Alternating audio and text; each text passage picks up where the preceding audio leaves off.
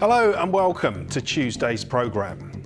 This morning, how a hapless thief who unwittingly stole an American football star's commemorative sports ring was caught because he was wearing it. You've got the Hall of Fame ring on your hand now. I mean, would you agree that's you? You ain't got a twin brother, have you? You never know in this world. Right, come on, asking. Welcome back to Crimewatch Live. Has been jamming the switchboard both here and at the incident room on that case of Welling Garden. To remind you, this was the abduction and rainbow drop campaign and the handgun debate. Hello and welcome to Crimewatch. 12 people rang in giving the same those fantastic results.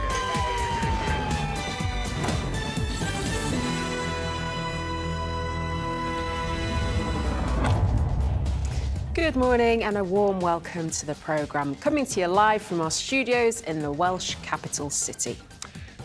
Today, detectives from Surrey want to reunite this stolen jewellery with its rightful owners. We're hearing how a woman groomed by gangs is using what she's learnt to help avoid others having the same fate. I got into a relationship with an older man when I was 15. He got out some heroin. Things got really bleak very quickly. Through working with Escape Line, I share my story with young people.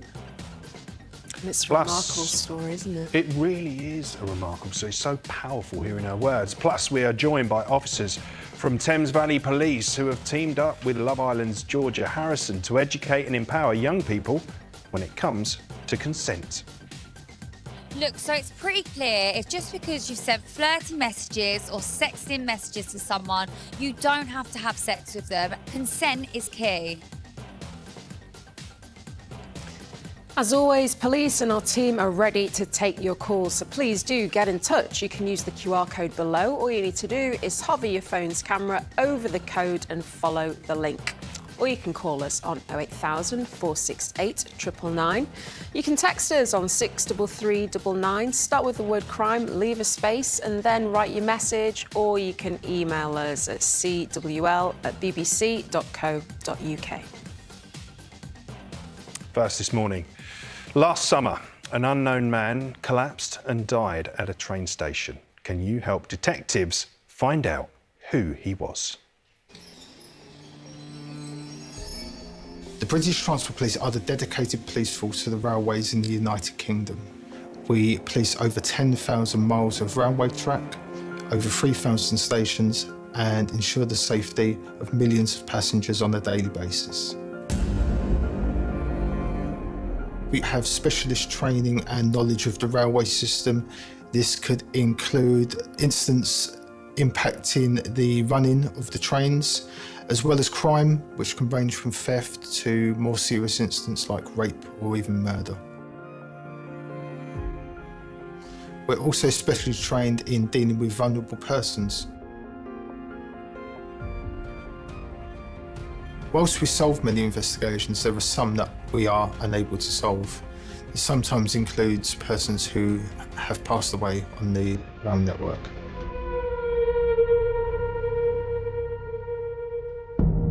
Shortly after midnight on the 12th of June 2024, railway staff at London Victoria Station met a man who was sat on a bench. As the station was closing, they asked him to leave the station and they escorted him from the station. We're going to help you up, all right? No, 1, 2, 3, come on. 1, 2, 3, on your... All right, good.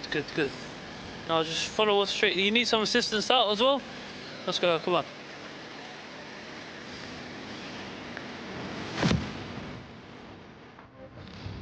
Just as they got outside, the male collapsed and an ambulance was called to provide emergency assistance to him.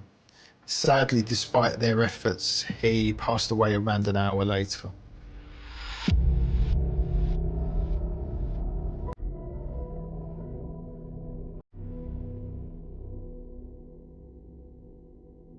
When a person passes away on the railway system, we launched an investigation, and that includes speaking to the coroner and trying to identify next of kin. In this case, the person didn't have a mobile phone, any identification documents on them to assist us. We have no idea if the person is a British national or has travelled from abroad. We have no information on this gentleman whatsoever. He was between 40 and 60 years of age, a shaved head, tanned complexion, around 5'7" in height. He had a very distinctive hunch, so he walked with a lean, and we hoped that that would help us in being a distinctive feature for the male to try and find out who he is, but that hasn't been successful. During the post-mortem, whilst he appeared unkempt, his teeth were in a really good condition, so that could indicate to us that maybe he's not been part of the transient or homeless community for a long time. This might indicate a change of circumstances, or maybe even travelling from a different country into the UK. So fingerprints were taken at the mortuary, which came back negative on the databases.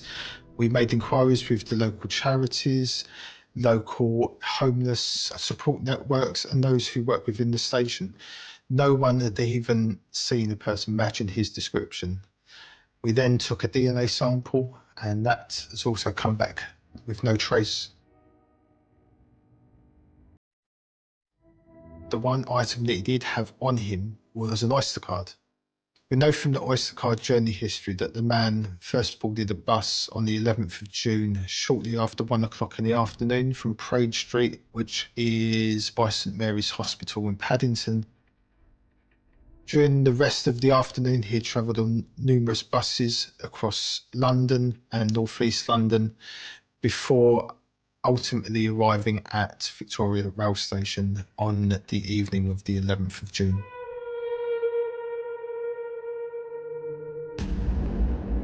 The use of the bus network on that day and the previous days is somewhat random, and it could indicate that he was just using the buses to keep safe.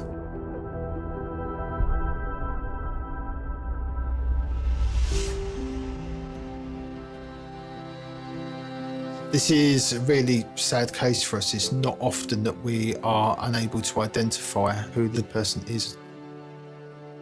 It's sad to think that someone could be out there missing this man, waiting for him to call and to speak to them. And it's really important for us to identify him and tell the family exactly what has happened to him.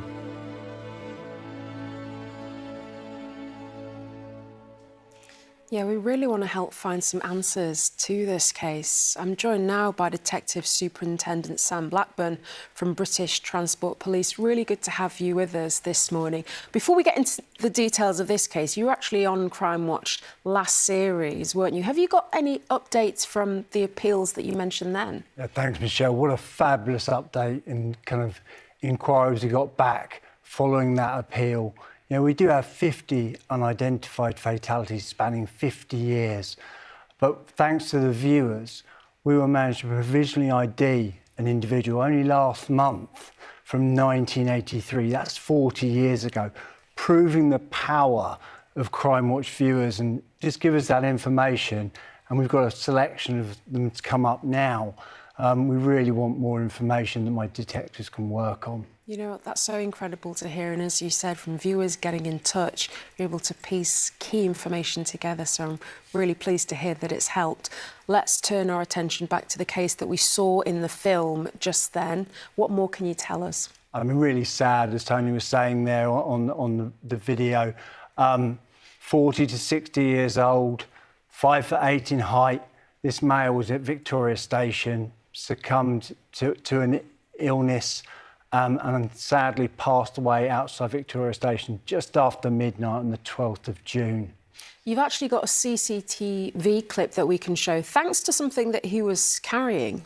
Yeah, I mean, all he had was the bag that you see there, and on that was an unregistered Oyster card. And we see him travelling extensively on the bus network on the 11th of June for hours around London, boarding just out St Mary's Hospital in London. You know, why was he on the bus? Probably to keep safe, maybe warm. But what you need to know is, does anyone know him? He's 5'7", as I say, but he's got a pronounced hunch, stoop, curvature of the spine, which would have made him quite recognisable and just after anyone who would have seen him around London. Well, it is quite a distinctive look, isn't it? Any other bits of description that you can give that might help jog people's memories, perhaps? Yeah, I mean, he's got a shaved head. I mean, you know, the age is quite difficult to guess. But it is that back, I think, that will really mean if you're with local charities, homeless, you know, come forward. And he may not even come from the UK. Well, as you say, if anybody has any information, you'd urge them to come forward. There were some other unsolved deaths on the transport network that you've actually come in to talk about today. We'll start with the one dating back to 2010. Yeah, 2010, North Acton Station. I mean, none of these are crimes, unfortunately, but, you know, wearing a dark blue jacket, this male was, with khaki trousers and canvas shoes. But what's interesting about him is the extensive tattoos he had. They're kind of homemade tattoos almost, or not of the highest quality. And I would really be interested in anyone who knew someone who maybe had the eagle, dragon on their chest, or the lizard on their arm with the banding around it, or the devil's motorbike, or the dolphins with the tribal marks around again on the arm. Those tattoos, I think, are very unique. Yeah. You know, if you knew a friend or a loved one or a colleague who had those tattoos, please come forward with a name and say, this was 2010. Let's go to our next one, which is from 1995. Yeah, 1995, St Albans Station, 4:45 in the afternoon. You can see the artist's impression of the individual there. Again, I'm picking up mainly around the tattoo on the right arm. And it's a poor quality tattoo there, but two swallows up and down, and then a banner in between, which would have said Maria or Marine on it. And again, I'm asking for anyone who knew anyone who had that tattoo, or maybe you were that Maria or Marine, and you can come forward for a name. You know, 1995, it'd be really good to put a name to this individual. And finally, from 1993, this case is. Yeah, no tattoos on this one, but Canley in Coventry, male, 25 to 35 years old, of large build, who's wearing a light blue polo shirt. This seems like an accident. He was on a steep embankment and was probably going to the toilet and has slipped down onto the railway track. Again, you know, 1993, do you remember someone around that time you didn't see before? Again, we really do want a name. Come to my detectives at BTP or www.mip.police.uk and have a look at our appeals. Sam, thanks so much for coming in and telling us more. So if you do know any of these men, and if you can help give them their identities back, then please do get in touch using the MIP website. The details are below. Still to come. Officers from Thames Valley will be telling us why they've joined forces with Georgia Harrison to empower young people on the topic of consent. Just because someone's consented to sex in the past doesn't mean they automatically consent in the future. You have to get consent each time.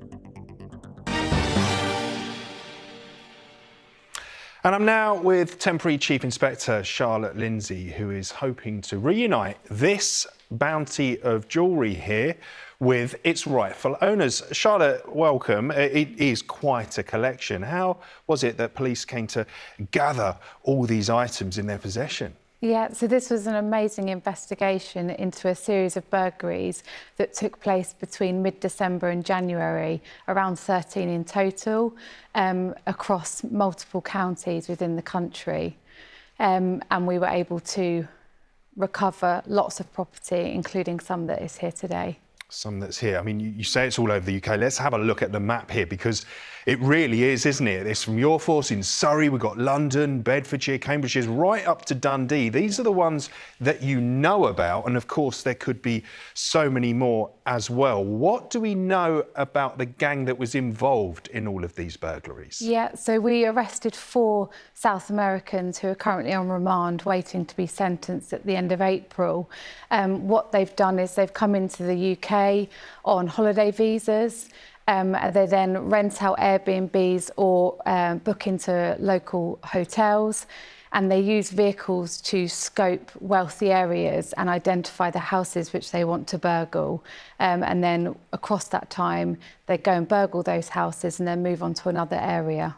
So we know that there's that they've come from abroad, but there's a range of ages as well with this group as well, isn't there? Yeah, quite an age range. Yeah, the 4 that we identified range from the age of 30 all the way up to 50.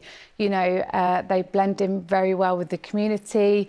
You wouldn't necessarily spot them out of a crowd.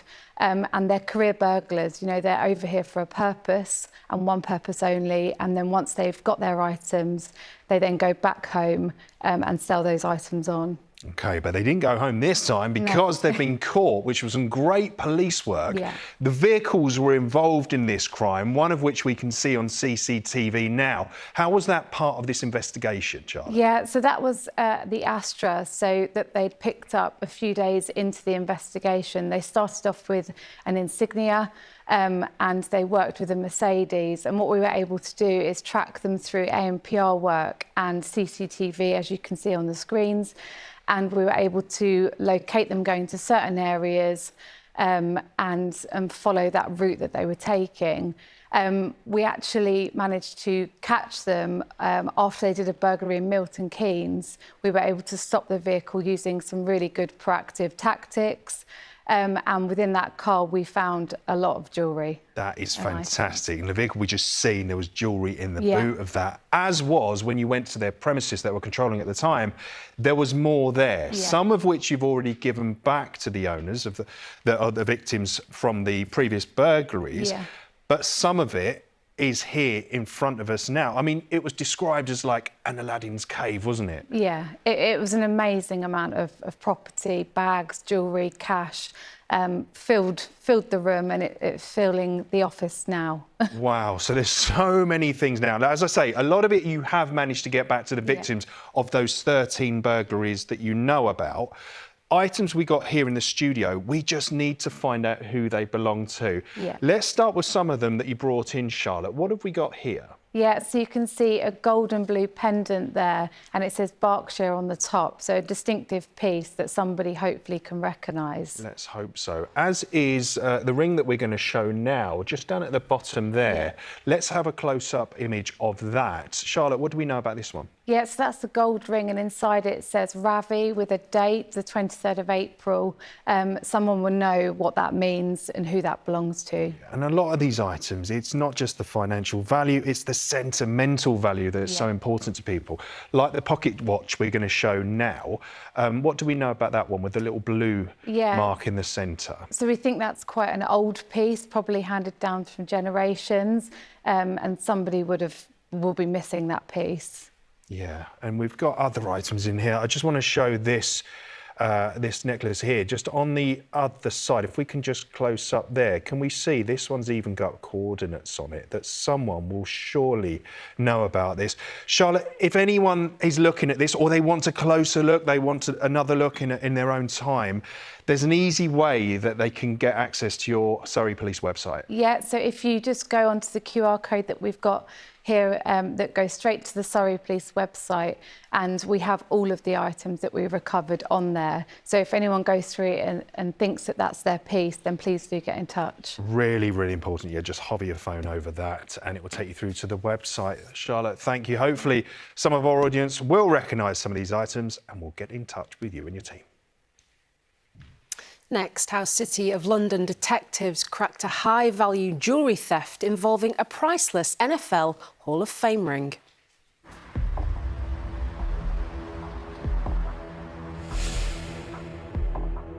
This suspect was a career criminal committing burglary offences in hotels. £100,000 loss. It was my job to bring them to justice.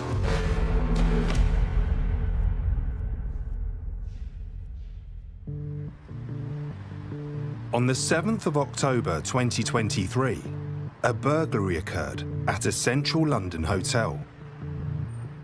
DC Alan Collins was in charge of the case. Uniform officers attended on the day and looked for CCTV. There was no forensics, no witnesses to the crime. We didn't know who we were looking for, and having no forensics, it was proving difficult. This wasn't any old hotel burglary. What was stolen was a valuable item belonging to a very well-known person. Mr. Andre Reed was over from America. He's an ex-NFL football player. He played for Buffalo Bills. He reached the top of his career and he was awarded an NFL Hall of Fame ring. And this priceless ring was stolen from Andre Reed's hotel room. It has his name on it and it has the position he played in Buffalo Bills, gold-coloured ring with 28 diamonds. It also has a centre blue sapphire, which is also encrusted with diamonds. Mrs. Reed also had a Gucci handbag stolen, and they had both their passports stolen as well, which caused massive problems for them. About £100,000 lost just purely down to that one crime. With no CCTV, forensic evidence, or witnesses, DC Collins' best chance at solving this was to locate the items that had been stolen. The main property which I was looking and searching for was the Gucci handbag and also the NFL ring. I knew the ring would be of significant value to a collector. On the 23rd of October 2023, a man attempted to sell the ring in a shop in Leeds. Police were informed on the 2nd of November and were able to obtain CCTV footage that offered them vital evidence. He was wearing a Scotland baseball cap, a lumberjack type checked fleecy jacket. He had a suitcase on wheels, and the ring was clearly visible. When the suspect was talking to the staff in the jewellers, he was showing the ring and pointing to it. He was also wearing a distinctive Gucci bag. The Gucci bag was quite important because that was one of the listed items on Mrs. Reed's property. He's kept this as a souvenir. The jewellers refused to buy the ring. He goes 2 doors down to a pawnbroker's and he attempts to sell the ring in that shop. They also declined to purchase it. So he asked the pawnbrokers if they can dismantle it, take all the diamonds and the sapphire out.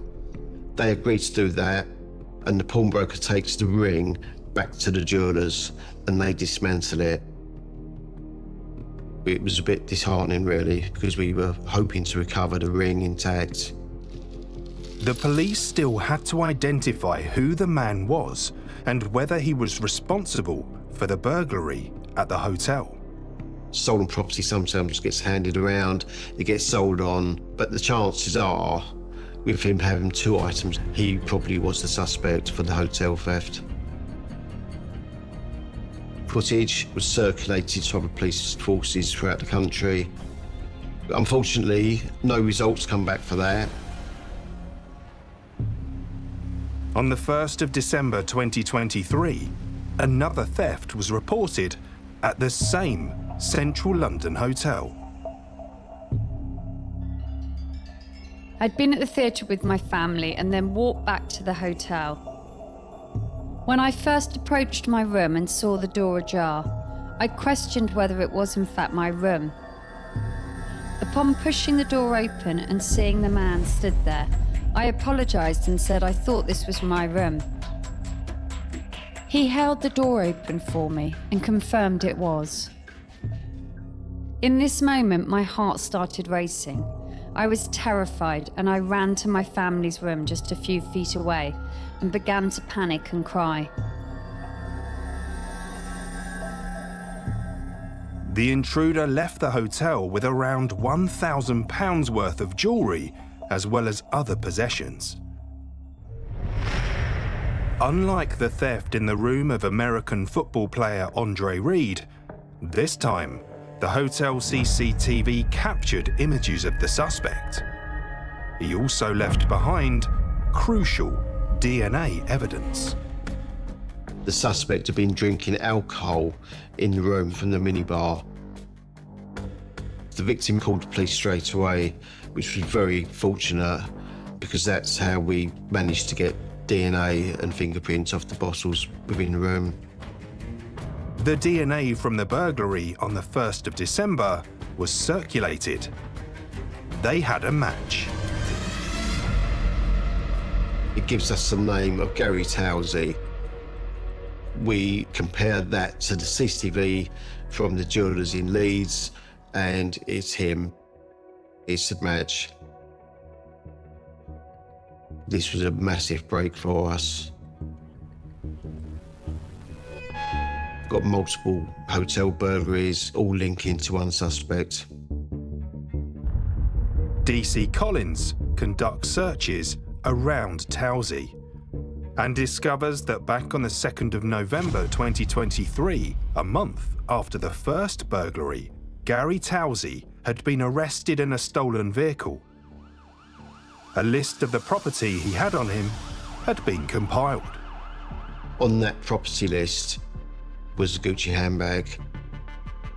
He was holding onto this bag as a souvenir. I still didn't know where Gary was. I've done various searches. I then do what you call pins check to see if suspects are in prison. And it comes back that he's in Pentonville. I request a copy of his personal property, and lo and behold, the bag's listed on there. I scrolled down a bit further and it said Blue Stone. I gave them a list of the property I was looking for, and they produced an envelope. And within that, I was amazed to find all the stones. I knew that the gems had come from the ring. I was really excited about that. We had the blue sapphire, which is encrusted in the centre with what I believe to be diamonds. In addition to that, there was a necklace with NFL on one side and the Buffalo Bill logo on the other side. And I knew that these came from Mr. and Mrs. Reed. I had key evidence on Gary Towsey for all the crimes that I was investigating. On June the 4th, 2024, on his release from Pentonville Prison, DC Collins arrested Gary Towsey and brought him in for questioning. You've got the Hall of Fame ring on your hand now, but also you're wearing the victim's wife's handbag, the Gucci handbag. Did you try and sell the ring? No. I mean, would you agree that's you? Yeah. You ain't got a twin brother, have you? You never know in this world. Well, that's what I'm asking. There's twins everywhere. He said he didn't steal Mr. Ring's ring, and he said he bought it off someone called Billy. I think Billy is Billy the burglar myself. But he admitted to the other hotel burglaries where we had the DNA and the fingerprints for. He was very switched on the evidence we had. After the interview, he was remanded and taken back to prison the next day. On the 5th of June 2024, Gary Towsey pleaded guilty at court and was sentenced to 25 months in prison. I was too scared to stay anywhere but at home after the incident. Now I'm very wary. I'm happy he has been caught so he cannot put anyone else through this, and grateful to the hard-working officers that brought him to justice. But I'm still saddened by the whole experience, and it will stick with me for life.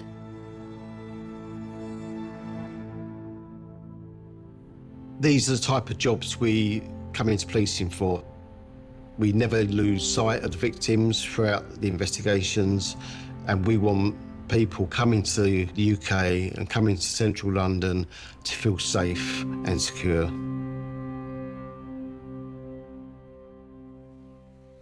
I mean, you really do feel for the victims impacted by crimes like that, don't you? Yeah, it's one that just has such a lasting impression, clearly, as we've just heard. Absolutely. Good work by the team, though.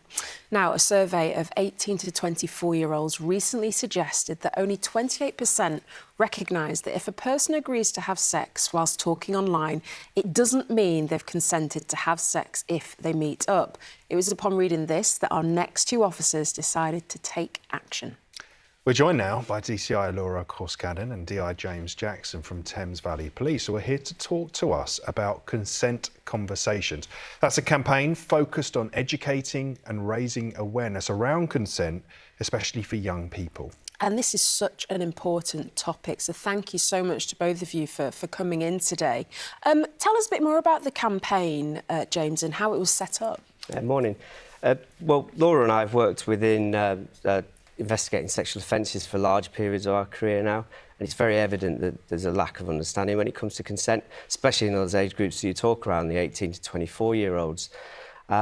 We wanted to raise awareness in those age groups, educate, empower them around consent, which can be quite nuanced. And the way we wanted to do that was to start those conversations and to educate them further. Nora, this is something that's really important for you as well, and was really important for you to get involved with. No, absolutely. You know, this is something that's really, James and I are really passionate about, and consent and reasonable belief in consent is always at the heart of all of our cases. And we found that when it comes to sexual consent, myths and false assumptions persist. So the investigations that we've dealt with and some of the survey results that we've talked about have had a massive impact on us, and we really wanted to do something about it. And you were looking at the data from a number of surveys, and that was quite surprising, wasn't it, what you saw with the attitudes towards consent. Let's just have a look at some of these now. So these have come from the CPS, and we've got one here that only 42% of 18 to 24-year-olds recognise that being in a relationship or marriage does not mean consent. I mean, that is huge in itself, isn't it? And we've got another one here that you've provided us today. Only 46% recognise that if a man has been drinking or taking drugs, he is still responsible if he rapes someone. Those are staggering, aren't they? And it was at that point, when you looked at all this data, you thought, do you know what? We need to do something about this. Absolutely. We thought we can't be passive. So what we did is we teamed up with an incredible production company called Breaking Barriers. We wanted to produce some really engaging and really impactful filmed content. So we did interviews. We had conversations with people of that age group talking about consent. And we knew that to really engage with that age group, we needed someone to lead this campaign.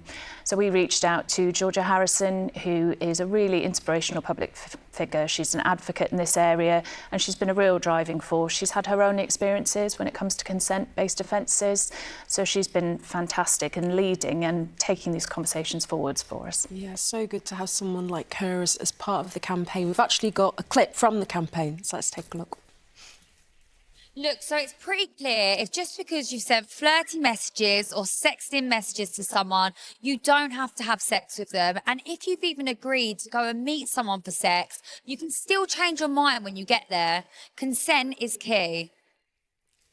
Powerful words there from Georgia. So important to just keep pushing that message to people. Were there certain places that you actually thought, we want to spread this in this particular area, that would have more of an impact? So ideally everywhere. You know, the videos that we've got short form videos, which are great for social media, for getting those messages out quickly. We've got a documentary, which we've shown in cinemas, which we can use in universities and schools as educational content.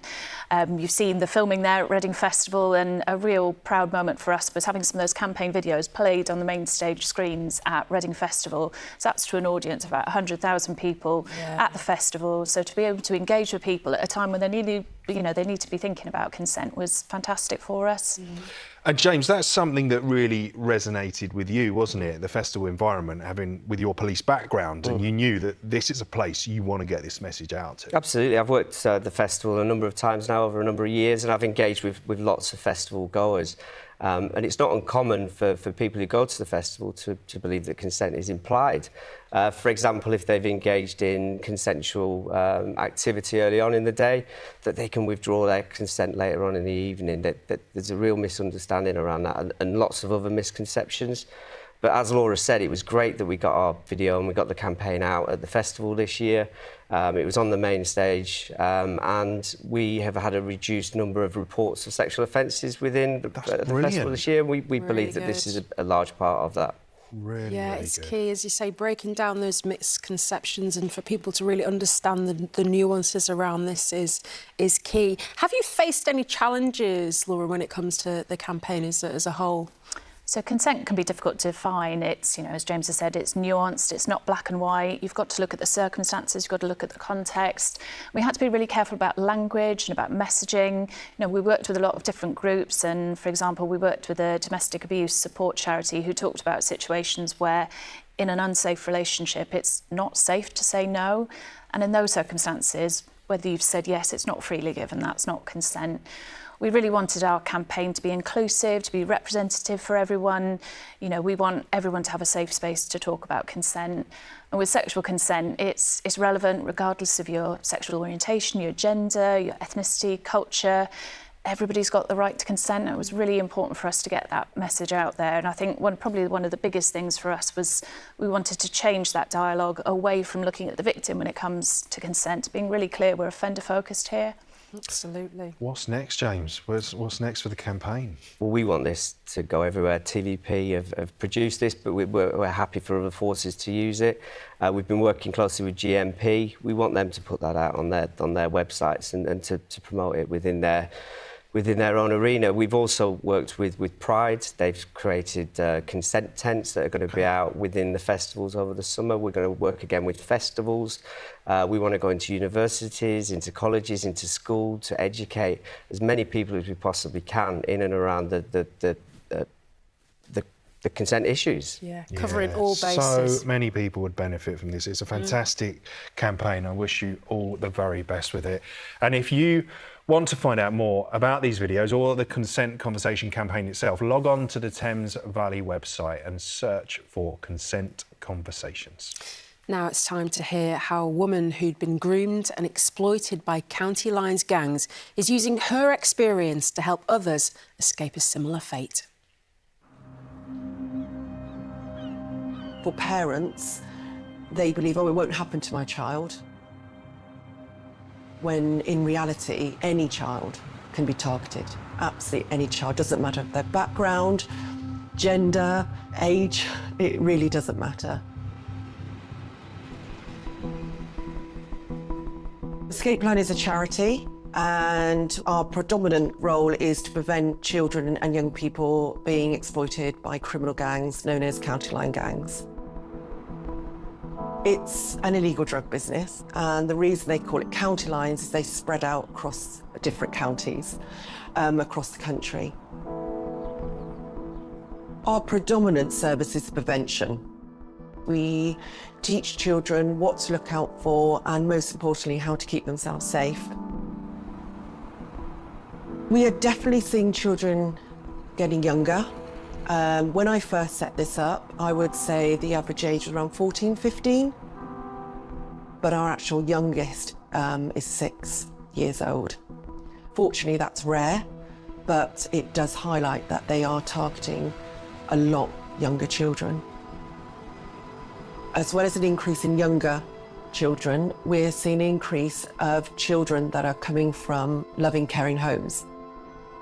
You would not expect them kind of out doing drug running, and that's exactly why they're being targeted. One of our project workers, who does an amazing job for us, was sadly targeted at 15 years old by a drug gang.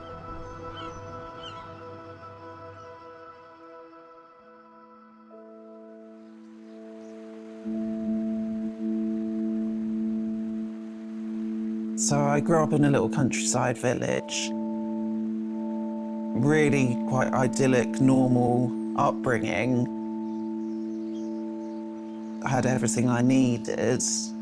But as I got older, I started spending time with people older than myself, and they all took drugs. And I started, firstly, drinking, then smoking weed, and it progressed to other things. When I was at college, I was selling weed, and I had a backpack full of it. And the police had come in and arrested a few of these lads, and I was able just to walk straight past them. I believe this is because women just aren't seen to be doing that stuff so much. Just wasn't on their radar. I got into a relationship with an older man when I was 15. He was in his early 20s. He was dealing drugs and he got out some heroin, but I was so naive, I didn't know what it was. I said, well, don't people get addicted from that? And he said, well, no, not after the first time. You'll be all right. But with that became an addiction, and being only 15, it meant that he had complete control over me and would leave me withdrawing for long periods of time. Things got really bleak very quickly for me. My parents didn't know what was going on with me. They just knew that I no longer seemed like their child. I was 18 when I started driving for county lines. I would drive them up to London and other bigger cities to get large quantities of Class A drugs. I think I was chosen to do that because, one, being so young, two, being female, and three, I'm quite well spoken. They think, can't believe a girl like this could possibly be involved. My life continued with lots of drug taking, being around men, supplying my habit, wanting sexual favours in return. It was just a living nightmare. I was extremely frightened. I didn't think I'd get out of it alive. When I found out I was pregnant, I could never get clean for myself, but for a child, I knew that I just had to. And my son was born healthy. Having my son saved my life, 100%. You know, and that was the beginning of me changing my life around and working with others. Through working with Escape Line, I share my story with young people, and you can see that they really connect with that because it's someone saying, look, I've been there, I understand.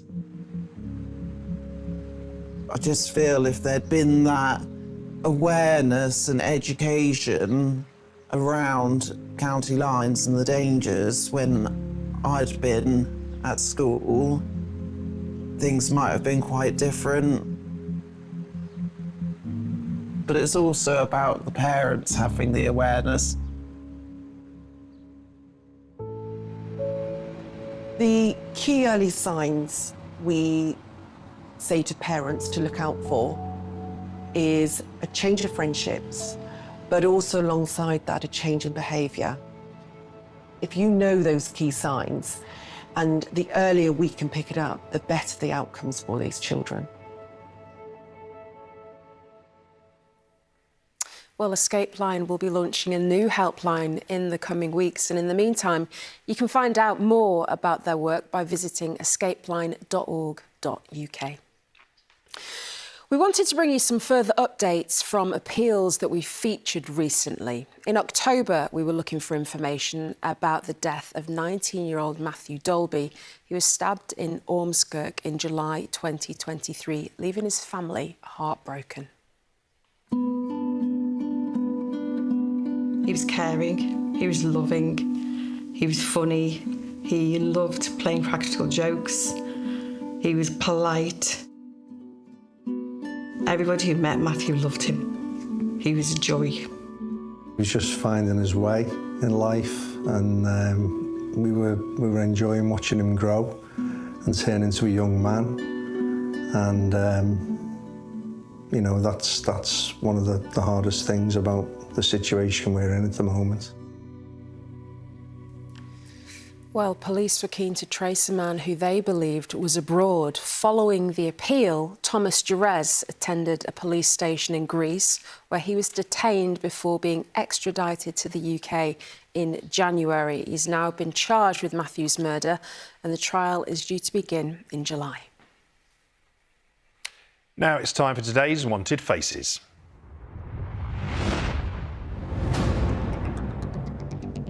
Police in the West Midlands have charged this man, Mark Anthony Williams, with threatening behaviour and want to question him about several other offences. He's 56, has a 1-inch scar on his right knuckle. Police say he has links to the city centre of Birmingham and is often seen near train stations, bus and tram stops.